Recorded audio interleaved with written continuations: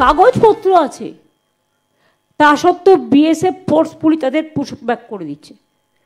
আর যারা রাজ্যের police officer তাদের আমরা বলবো, এত ভীতু হলে চলবে না। মারপিট করতে বলছি না, খুন খারাপি করতে বলছি না, অন্তত প্রোঅ্যাক্টিভ হন।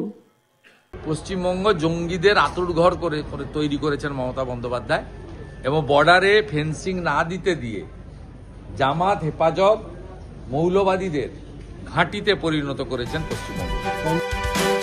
অনেকেই এই প্রশ্নটা করে থাকেন যে মমতা বন্দ্যোপাধ্যায় রাজত্বকালে আর কি আমাদের নতুন কিছু দেখতে হবে, আর কি নতুন দেখবেন। চুরি দুর্নীতির তো যাবতীয় কিছু দেখে নিয়েছে।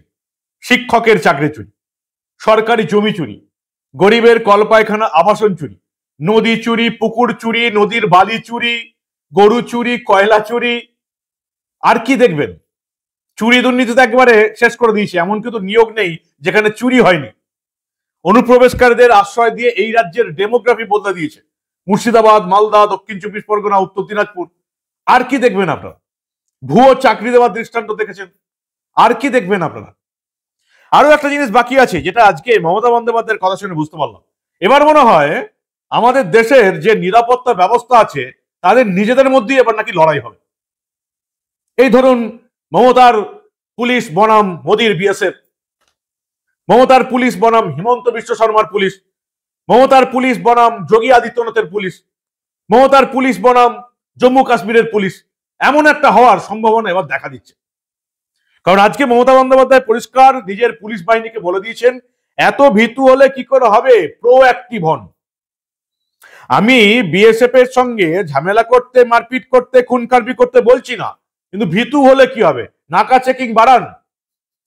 বিএসএফ সীমান্ত দিয়ে বাংলাদেশিদের পার করে দিচ্ছে।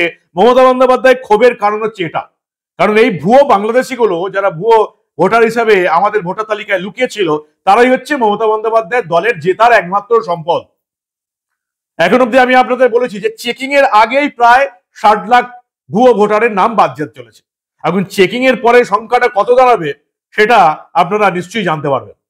ইতিমধ্যে প্রায় 24 লক্ষ মৃত ভোটারের সন্ধান পাওয়া গেছে।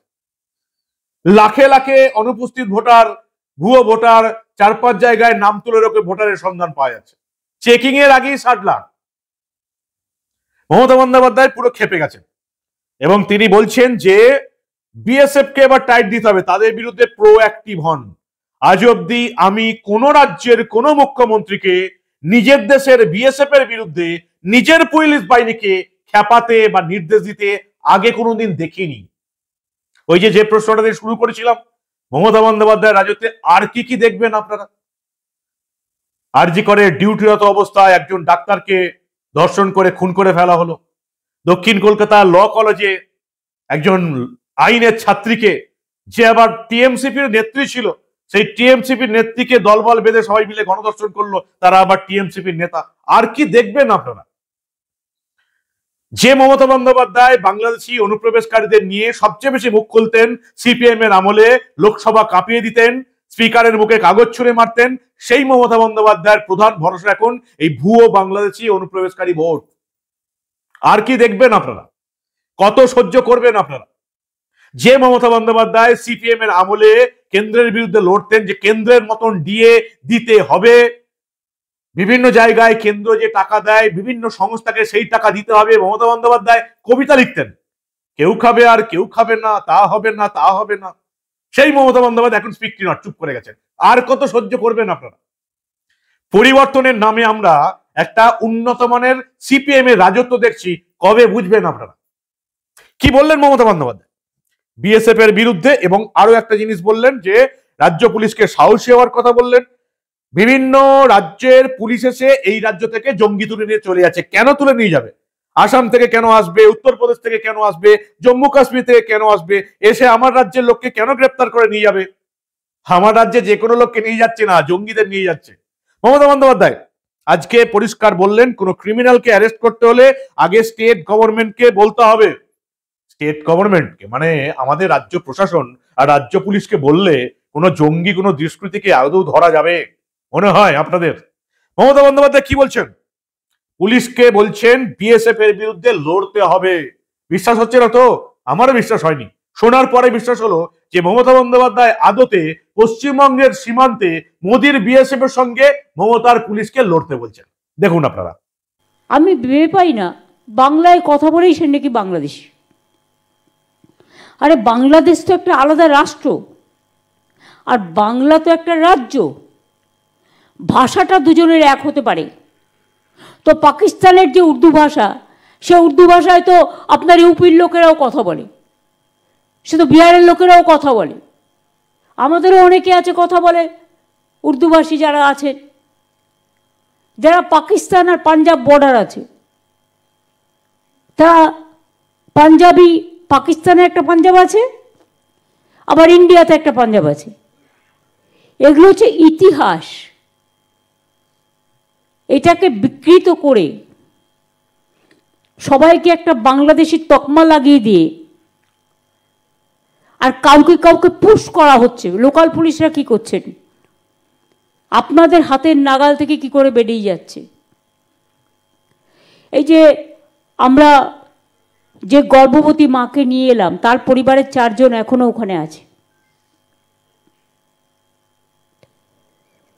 তারা ইন্ডিয়ার সিটিজেন, কাগজপত্র আছে, তা সত্ত্বেও বিএসএফ ফোর্সফুলি তাদের পুশব্যাক করে দিচ্ছে।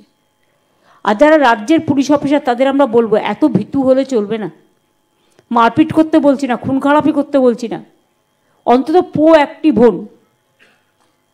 নাকা চেকিংটা ঠিক মতো করুন। প্রচুর লেনদেন উধার উধার হচ্ছে বর্ডার দিয়ে, এবং যারা বেশি সমালোচনা করে তারাই এটা খেয়ে যায়, আর দোষ হয় অন্য লোকের। সব মাছই মাছ খায়, সব পাখি মৎস্য খায়, দোষ হয় মাছরাঙার। অবিশ্বাস্য। প্রোঅ্যাক্টিভ হন, অর্থাৎ বিএসএফ কে টাইট দিন। নিজের দেশের বর্ডার সিকিউরিটি ফোর্স, নিরাপত্তা বাহিনী, সীমান্তরক্ষী বাহিনীকে যে এই ভাষায় কথা বলে, তার মুখ্যমন্ত্রী পদে বসে থাকার আদৌ কোনো যোগ্যতা আছে বলে আপনাদের মনে হয়? আর কত সহ্য করবেন? লজ্জা লাগে না আপনাদের? কোন শিক্ষিত মানুষ, শিক্ষিত মানে শুধু ওই ডিগ্রি আছে এমন মানুষকে বলছি না, কিছু জানে, কোন শিক্ষিত মানুষ মমতার তৃণমূলকে ভোট দিতে পারে বলে আমার অন্তত মনে হয় না। যার সামান্যতম লাজ লজ্জা আছে এমন কোন মানুষ মমতার তৃণমূলকে ভোট দিতে পারে বলে আমার মনে হয় না। একমাত্র নির্লজ্জ, নিজের কোনো ব্যক্তিগত স্বার্থ আছে এমন শিক্ষিত মানুষই মমতার তৃণমূলকে ভোট দিতে পারে। বিএসএফ এর বিরুদ্ধে নিজের পুলিশকে খেপাচ্ছেন। তেমনি উত্তর দিয়েছেন রাজ্যের বিরোধী দলনেতা শুভেন্দু অধিকারী। পরিষ্কার বলছেন যে মমতার পুলিশ এটা তো জানে কাদেরকে তুলে নিয়ে যায়। কি বলছেন শুভেন্দু অধিকারী, দেখুন আপনারা। আইন প্রত্যেকটা পুলিশ জানে। আগে সিআরপিসি, আইপিসি ছিল, এখন বিএনএস আছে। তো মুখ্যমন্ত্রী নিজে কি পুলিশ বলেছেন, কোন তদন্তকারী সংস্থা বলেছেন, ওনাকে ঠিক করে জানতে হবে। একটা হচ্ছে অন্য রাজ্যের পুলিশ এই রাজ্যে তদন্ত, তল্লাশি, গ্রেপ্তার করতে এলে লোকাল পিএসকে ইন্টিমেশন দিতে হয়, এটা করে। অথচ এই রাজ্যের সরকার সহযোগিতা করে না। সিবিআইকে কোনো কেস এখানে রেজিস্টার করে তদন্তভার নিতে গেলে রাজ্য সরকারের রেকমেন্ডেশন লাগে অথবা কোর্টের অর্ডারে হয়। আবার কতগুলো তদন্তকারী সংস্থা আছে বা এজেন্সি আছে যাদেরকে রাজ্য সরকারের, রাজ্য পুলিশের অনুমতি নিতে হয় না। এর মধ্যে সেবি আছে, এর মধ্যে এনফোর্সমেন্ট ডাইরেক্টরেটের পিএমএল এর সেকশনের কেস আছে, এর মধ্যে এনআইএ আছে। মুখ্যমন্ত্রী একটু পড়াশোনাটা ঠিকঠাক করে করুন। আমার মনে হয় যে তদন্তকারী সংস্থা বা অন্য রাজ্য থেকে পুলিশ আসেন, তারা ভারতীয় ন্যায় সংহিতা মেনে এবং তাদের যে নিজস্ব হ্যান্ডবুক রয়েছে, রুলস সেট, সেটা মেনে কাজ করেন। পশ্চিমবঙ্গ পুলিশই বরঞ্চ জঙ্গি, আতঙ্কবাদী, দুর্নীতিগ্রস্ত, খুনি, ধর্ষক এদের বিষয়ে ইন্টিমেশন দিলে কোঅপারেশন করে না। তাই বঙ্গবন্ধু মুজিবুর রহমানের খুনিকে পার্স সার্কাসে মাস্টার মাজেদ বলে 15 বছর কাটিয়ে দেয়। ভারতের রয়ের সাহায্য নিয়ে বাংলাদেশ থেকে তো এসে তাকে গ্রেপ্তার করে নিয়ে ফাঁসি কার্যকর করা হয়। কাশ্মীরের জাভেদ মুন্সি ক্যানিং এ লুকিয়ে থাকেন, কাশ্মীর এসটিএফ এসে তাকে গ্রেপ্তার করে নিয়ে যায়। আনসারুল বাংলার দাগি খুনি জঙ্গি সাদ শেখ মুর্শিদাবাদের হরিহর পাড়ায় মাদ্রাসা খুলে 1.5 বছর ধরে 3 বার তৃণমূলকে ভোট দিয়ে পঠন পাঠন করতে পারেন, তাকে গ্রেপ্তার করার জন্য আসামের পুলিশকে আসতে হয়। অসংখ্য উদাহরণ রয়েছে। পশ্চিমবঙ্গ জঙ্গিদের আঁতুড়ঘর করে তৈরি করেছেন মমতা বন্দ্যোপাধ্যায়, এবং বর্ডারে ফেন্সিং না দিতে দিয়ে জামাত হেফাজত মৌলবাদীদের ঘাঁটিতে পরিণত করেছেন পশ্চিমবঙ্গকে। এই হচ্ছে আমাদের রাজ্যের অবস্থা, যেখানে বিএসএফ এর বিরুদ্ধে আমাদের রাজ্যের মুখ্যমন্ত্রী নিজের পুলিশ বাহিনীকেও খেপাচ্ছেন। এর আগে স্থানীয় বাসিন্দাদের খেপিয়েছেন। নিজের দেশের সেনার বিরুদ্ধে যা তা বলেন মমতা বন্দ্যোপাধ্যায়। কত সহ্য করবেন? একটা সামান্যতম লাজ লজ্জা তো আছে যে কাকে আপনারা মুখ্যমন্ত্রীর চেয়ারে বসিয়ে রেখেছেন। 15টা বছর গোটা দেশের মানুষ আমাদের দেখে হাসে। বাঙালির যা সর্বনাশ হয়ে গেছে, পশ্চিমবঙ্গের যা সর্বনাশ হয়ে গেছে, সেটা যদি কিছুটা সামলাতে চান, 26-এ পরিবর্তন দরকার, অত্যন্ত পরিবর্তন দরকার। 2011-তেও আমরা পরিবর্তনের জন্য বলেছিলাম সিপিএম এর দাদাগিরির বিরুদ্ধে। 2026-এও আমরা পরিবর্তনের জন্য বলছি মমতা বন্দ্যোপাধ্যায় চুরি, দুর্নীতি আর এই রকম অপকর্মের বিরুদ্ধে, বিএসএফ এর বিরুদ্ধে, পুলিশকে খেপিয়ে দেবার বিরুদ্ধে। অবিশ্বাস্য লাগে পুলিশ কি করছে, তারা এই রকমের পুলিশ মন্ত্রীকে কি করে যে সহ্য করছে, আমার তো বুঝতে পারি না আমি যে পুলিশ কি করে সহ্য করছে। অবশ্য পুলিশও তো সেই একই রকম, তাদের আর মানুষের জন্য কাজ করার ক্ষমতা কোথায়? তারা তো এমনিতেই তৃণমূলের দলদাস এবং চটি চেটে চলে।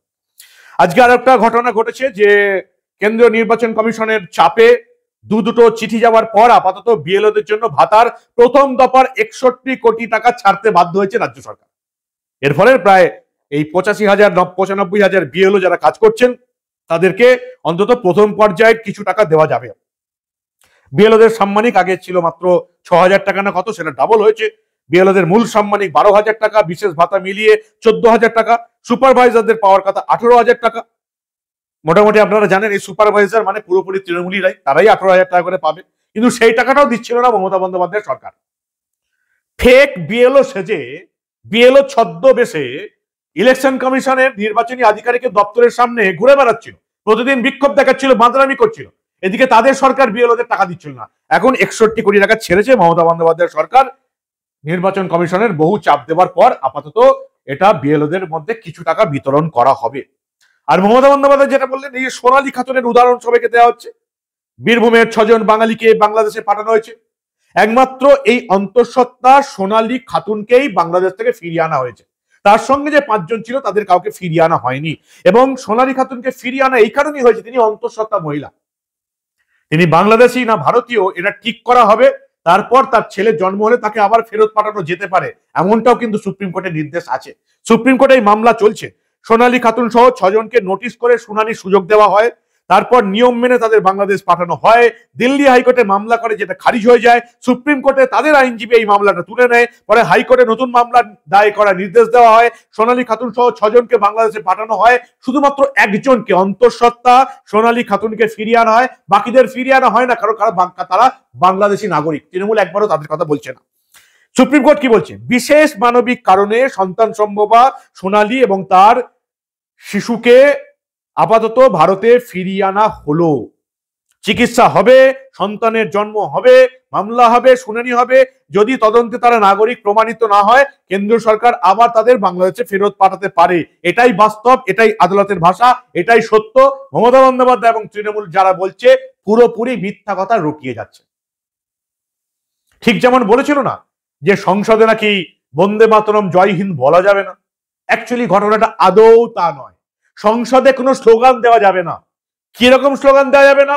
জয় হিন্দ, বন্দে মাতরমের মতো এমন উল্লেখযোগ্য স্লোগানও সংসদের মধ্যে দেওয়া যাবে না। তার মানে এটা বোঝা যাচ্ছে যে জয় হিন্দ, বন্দে মাতরম স্লোগান যদি দেওয়া না যায়, তাহলে বাকি যে পলিটিক্যাল স্লোগানগুলো দেওয়া হয় সেগুলো একটাও দেওয়া যাবে না। এক্ষেত্রে জয় হিন্দ এবং বন্দে মাতরমকে উদাহরণ হিসেবে ব্যবহার করা হয়েছিল। সেটাই তৃণমূল প্রচার করলো যে সংসদে জয় হিন্দ এবং বন্দে মাতরম বলা যাবে না। এতটাই মিথ্যাবাদী দল, প্রতিদিন তাদের বড় বড় নেতারা সোশ্যাল মিডিয়ায় এসে মিথ্যা কথা রটিয়ে যাচ্ছে। আর নবান্নের বিজ্ঞাপন বা মিডিয়া আছে, তারা আদৌ বাংলার মানুষকে কোনো সত্য কথা বলে না। মমতা বন্দ্যোপাধ্যায় যেটা বলে এটাই লেখে, এটাই খবর করে। বাংলার মানুষ মেইনস্ট্রিম মিডিয়া এই জন্য দেখে না, না দেখে টিভি চ্যানেল, না দেখে খবরের কাগজ। কারণ তারা জানে একমাত্র ইউটিউব দেখলেই সে তথ্য প্রমাণ দিয়ে খবর পাবে। কারণ একজন ইউটিউবারই সাহস করে এটা বলতে পারবে, কারোর কথায় বিশ্বাস করবেন না। নিজের হাতে মোবাইল আছে, নেট আছে, সার্চ দিয়ে দেখুন এসআইআর এ কত নাম বাদ গেল, কাদেরকে বাংলাদেশ ডিপোর্ট করা হচ্ছে। নিজের হাতে মোবাইলে গুগলে সার্চ দিন, তাহলেই দুধ কা দুধ পানি কা পানি আপনারা নিজেরাই বুঝতে পারবেন। এই জন্যই বাংলার মেইনস্ট্রিম মিডিয়া, খবরের কাগজ লোকে দেখে না, টিভি চ্যানেলগুলোর উপরে মানুষের বিশ্বাস হারিয়ে গেছে। কারণ তারা মমতা বন্দ্যোপাধ্যায়ের কথা শুনে নবান্নের বিজ্ঞাপন পেয়ে মানুষকে মিথ্যা জিনিসটাই খাইয়ে দেয়। এই হচ্ছে একজন, এই জন্যই তাকে আনা হয়েছে, যেটা তৃণমূল বিশাল জয় বলছে। আর 5 জন ফিরল না কেন? কারণ তারা বাংলাদেশি নাগরিক, সেই জন্য তাদেরকে ডিপোর্ট করা হয়েছে। এই সোনালী আর অন্তঃসত্ত্বা সোনালীকে ফেরত আনা হয়েছে এবং এখনো শুনানি চলবে, এর চিকিৎসা হবে, তারপরে আদালত তাদের আবার নতুন রায় দেবে। আদালত মানবিক কারণে ফিরিয়ে এনেছে, আইনি কারণে নয়, তৃণমূলের লড়াইয়ের জন্যও নয়। মমতা বন্দ্যোপাধ্যায় আজকে বিএসএফ এর সঙ্গে নিজের পুলিশকে লড়িয়ে দেওয়ার চেষ্টা করছেন। অন্য রাজ্যের পুলিশের সঙ্গে নিজের পুলিশকে লড়িয়ে দেওয়ার চেষ্টা করছেন। ভয়ঙ্কর বিপদে। আমি মাঝে মাঝে বলি না, আমাদের রাজ্যে সংবিধান খাতরে মে হ্যাঁ, সংবিধান বিপদে পড়ে গেছে আমাদের রাজ্যে সৌজন্যে মমতা বন্দ্যোপাধ্যায়। কি বলবেন আপনারা? এত কিছু জানার পরেও এই বাংলার মানুষ তৃণমূলকে হারিয়ে পরিবর্তন আনতে পারবে? বাংলার ঘুমন্ত জেগে থাকা মানুষ জেগে উঠে মমতার তৃণমূলকে পথে বসাতে পারবে? পরিবর্তন চাই, না হলে বাঁচার রাস্তা নেই। এত কিছু জানার পরেও যারা তৃণমূলকে ভোট দেয়, আপনাদের মনে হয় তাদের গায়ে মানুষের চামড়া আছে? মনুষ্যত্ব বোধ থাকলে কেউ তৃণমূলকে ভোট দিতে পারে না। কি বলবেন আপনারা? আপনাদের মূল্যবান এবং গুরুত্বপূর্ণ মতামত জানান দা নিউজ বাংলার কমেন্ট সেকশনে। দেখতে থাকুন দা নিউজ বাংলা। আমরা আবার এই রাজ্যে এবং দেশে ঘটে যাওয়া এই ধরনের অনেক ঘটনায় চেপে রাখতে দেব না।